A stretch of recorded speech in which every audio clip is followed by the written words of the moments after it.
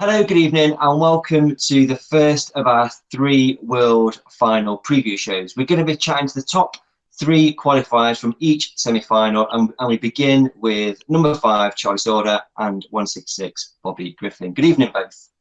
Hi, you all right? Bobby, firstly, massive congratulations. Your wedding was last weekend. Are you fully recovered now? Yeah, I'm back at work and just like normal, really. But you're married, so that's a good thing. Yeah. That's absolutely that's a good thing. Before we kind of talk World Final, if we just start with the semi-finals for a moment, and sometimes there are races when drivers seemingly settle for positions. I think it's fair to say, Charlie, you didn't settle for your position, and probably one of the highlights of the meeting was your race-long duel with Simon Traves.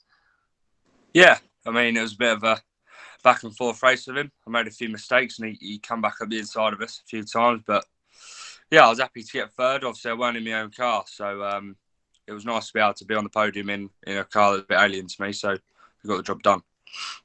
Yeah, I think that was a bit of a surprise for quite a lot of people when you sort of went onto the grid in a sort of car from Frankie Raymond Jr., wasn't it? Like a car you'd never sat in before. Yeah, well, I snapped a cam at the European the week before. So obviously I don't have a spare engine, so obviously that's just being repaired now. So last minute I phoned little Ted and Big Frank up, and they said they had a spare car for me, so I just borrowed that for the race. They said I could have it for the meeting, but I was happy enough just doing one race. Yeah, good. And Bobby, so mentioning Frank, I wasn't at Skegness, unfortunately. I was in the villa in Mallorca, bit Love Islandy, Charlie. If that's a reference for you there. And it definitely wasn't Love Island. There was lots of kids there. So I watched a few clips of the semi-final race, and you and Frank were having a good duel for that second place spot. Yeah, that's right. I got through and I got a good start, to be honest. But we were going to get into a battle, and I thought, let's go, Frank. And I was pushing him, and I can't remember who was in fourth, but I seen him coming. I thought, bloody hell, if we start messing around here, I'm going to just go backwards. So, like I say, I probably did settle for third, but it's one of them. I probably should have gone for it, but you never know on the day, do you? So. No. And you want to be on that World Final grid, don't you? Yeah. Well, like I say, if somebody had said top 3 to me before the meeting, I'd have settled for that straight away. So I was on that. Okay, so it kind of leads me on to my next question then. So finishing third for the pair of you puts you on row 4 at Ipswich this coming Saturday. Are you both happy starting from there? It'd have been better from the front, but it's not bad, is it? No. I'm happy to be there, to be fair. It's my first World Final, so I'm happy to be. Obviously, I'm quite a way up, so we'll try and make something happen. But obviously, it's a stock car race. You don't know what the other drivers are going to do. I don't know what Bob, Frank, Paul, I don't know what anyone's going to do. So we'll just see what happens. Yeah. So we don't race Ipswich that often. It's not like a track that we go to every single month. Is it a track that you both sort of enjoy racing at or do well at? I haven't as yet. I've never really got many results there. And to be fair, it's a long way away, isn't it? So that's the only downfall. But other than that, no, it's a stock car track. I'll turn up and try and do my best. So Bobby, you went over to Benray a couple of weekends ago. It just seems to have a similar feel to Ipswich in terms of the size. Yeah, I suppose so. It's a big place, isn't it? I suppose it depends on the wind. If it's blowing the dust up off the middle of the track, that plays a big part of it. Especially with me being on the outside, I need to try and get inside as soon as possible. But like I said, they're very similar track. So we'll see. It was going all right in Benray. Again, I didn't get many results, but it was okay. And what about you, Charlie, Ipswich? Well, I made my debut there in F1, so I quite like the place, to be fair. I had a win there this year in one of my heats, so I quite enjoy it. It's not a very contacty sort of track, but you sort of get to feel how fast the cars are there.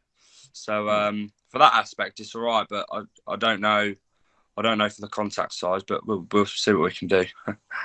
And have you made a note that Bobby said he needs to get to the inside very quickly? Have you written that down on your piece of paper? Do you know what I mean? I haven't yet, but I'm sure.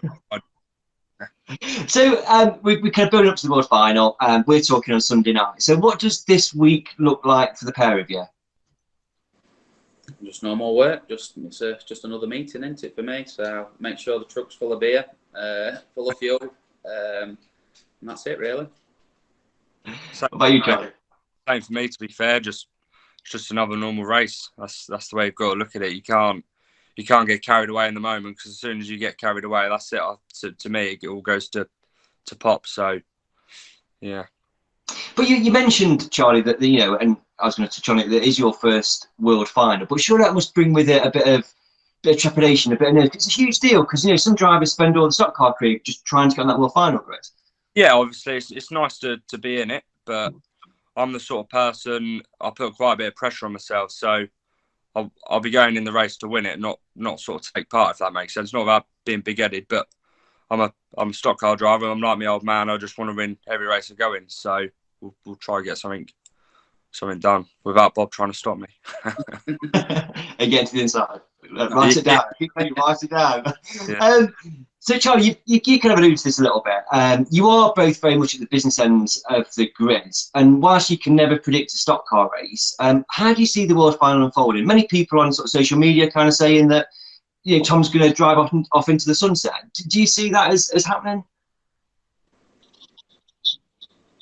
Who wants to get into first? I don't know. I don't know what's going to happen. I hope Tom don't get away, if I'm honest. I don't want him to win again. But you never know, do you? See who pushes the hardest. Yeah, no. Same, isn't it? It's, we want to win, don't we? I want to win, so he can't win if I've got to win as well. So if it push comes to shove, it's me or him. It's got to be him, isn't it? So. Yeah, I mean, Bobby, we spoke sort of this time last year, because you were on that second row at Bradford, and we were talking about, are you the guy to, with Tom again? Tom was in a similar sort of situation, and we had very similar conversations, didn't we, about what's going to happen, and is it Tom's just to drive off with? Yeah, that's it. Like I say, both of us can't win, can we? So one has to win. So again, the stock cars, they've got bumpers on them. That's what they're for. So hopefully I can make use of it and make use of my position and get up there. So, but again, he's fast. There's a lot of fast people out there. Paul's fast. Everybody at the top, they're all fast drivers. So you've just got to see how it plays out and do as good best as you can at that situation. Yeah. So we mentioned that Ipswich is a big track. It's not necessarily renowned for being a stock car track. Do you feel that if you want to win the gold, you've got to make decisive moves early on in the race, or do you think you can let it come to you just because of how it's set up? Probably not. No, I think we're going to have to do it in the first few laps, because once that gap appears, yeah, you might gain a few feet, maybe even a straight over the race, but everybody's much the same, so you need to get up there fast. Yeah. Your thoughts, Charlie? I agree with Bob, to be fair. People say it's not won on the first bend, but I feel like this World Final, you're going to pretty much know what the outcome's going to be by the first corner, if I'm honest. So, yeah, if it goes one way, we'll see what happens. But if it goes the other, then toodaloo. And so we spoke about people that are in front of you. Is there anyone that's starting behind you guys that you're kind of concerned about and you've got a bit of an eye in the mirror for? I haven't looked, to be honest. I don't know. I mean, everyone's fast, aren't they? Really. I mean, if everyone has their day, so it's a bit of an hard one to say, really. But you've obviously got Traves a row back, and then you've got Webster as well, who's a bit further back, and then you've got people in the Conti semi as well. So it's hard to sort of put a finger on a name who's going to be there and all, but you never know. Yeah. Because you mentioned Simon Traves, he's got seemingly been a bit of a dark horse in this World Final. He seems to have picked up some form, sort of started at Carden Beef, didn't he, with the victory up there, and then did well at Venray. So clearly likes the big fast tarmac tracks. Yeah, no, his confidence is growing into it. He's got the tackle, and he obviously can drive. So probably will. We'll be one to watch, but again, he's behind us. He's got to do more work than us. So, yeah. So finally for the pair of you. So obviously you both want to win the Gold Reef. That's why you're there. if you don't win it, who would you like to see win the World Final on Saturday? Charlie. Oh, Bob.